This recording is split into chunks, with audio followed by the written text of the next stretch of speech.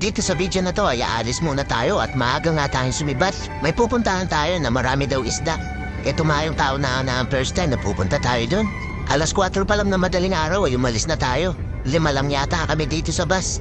Tignan nyo guys, madilim pa sa labas. Kaya tara, samahan nyo ako sa isa na namang walang kwentang video. At ito naman, mag-iisang oras na nga tayo sa bus at medyo nagliliwanag na. Kung hindi tayo matatraffic mga 30 minutes ay nandun na tayo. At sana nga hindi tayo maligaw. Bahala na, magtatanong-tanong na lang tayo dun. At hindi rin nagtagal ay nakarating din tayo dito sa bus station.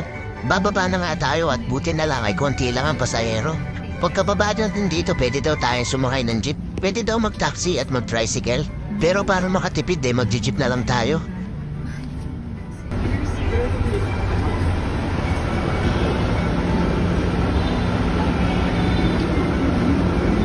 At dito nga tayo bumaba sa bus station ng Alabang.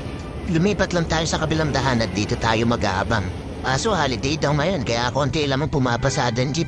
Kaya nag-taxi na lang tayo dahil malapit lang naman mga 5 centimeters. Buti na nga ay nagtanong-tanong tayo. Pag nag-tricycle ka dito nasa 250. 100 pesos lang yung binayaran natin dito sa taxi. At sa haba ng biyahe nandito naman tayo. Medyo napaaga pa nga. Na 7 pala may nandito na. Sa Malgasi. Ay nag-ikot-ikot na muna tayo dito para hindi tayo mainip. At tignan nyo nga dito, meron silang Sea Lion Show. Parang may sabungan din dito. Andito yung alaga ni B-Boy Enriquez. At saka ni Atong Ang.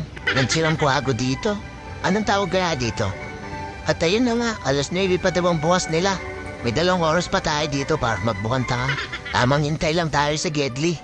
At pagkalipas ng ilang oras, humaba na rin yung pila dito sa labas. Pero bakit ganun par? Ikaw ang nauna dyan, pero bakit nasa dulo ka ng pila?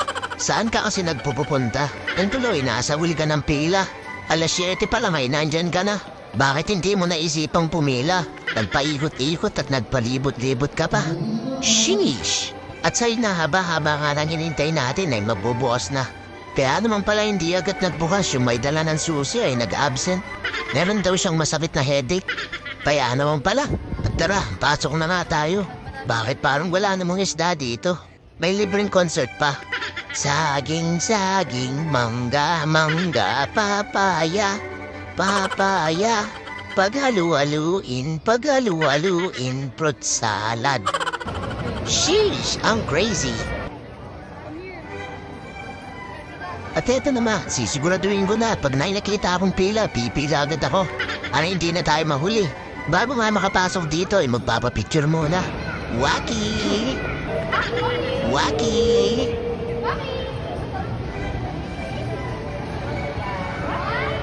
Pinipicturean nga nila yung mga pumapasok dito dahil nung nakaraang araw hindi daw nila makita yung isang buhaya.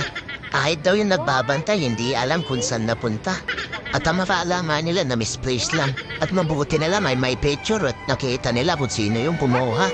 Pero syempre joke lang yan. And after few minutes nakapasok na rin tayo dito. May mga aquarium nga sila dito na puno ng isda. At ako naman natin nakita dito yung black na tilapia. Meron nga sila ditong arapaima. Nabubuhay daw yan ng 100 years. After 100 years, mamamatay yan. Tapos gagawin nilang fishball at kikiam. Pwede ka nga daw umorder dito. Tapos iluluto din nila dito. Ang sarap siguro ng rellenong arapaima. O kaya kahit pinirito. Pero syempre joke lang yan. At ang sabi nga nila ay mababangis daw yan. Lagi daw yan nag-aaway. Pero nagbabati rin sila. At nakasulat nga dito. Alam nyo ba kung anong sinasabi ng isang isda sa kaaway niyang isda? Fish be with you. Sheesh, ang corny. At meron pa nga sila dito mga orange na gurami. Binibenta nga nila yan, 35 ang isa, 300. Tapos may libre ka pang kiti-kiti. Yun kasi yung pagkain nila. Dito nga sila nakatira. Lalim ng tulay na meron sa apa.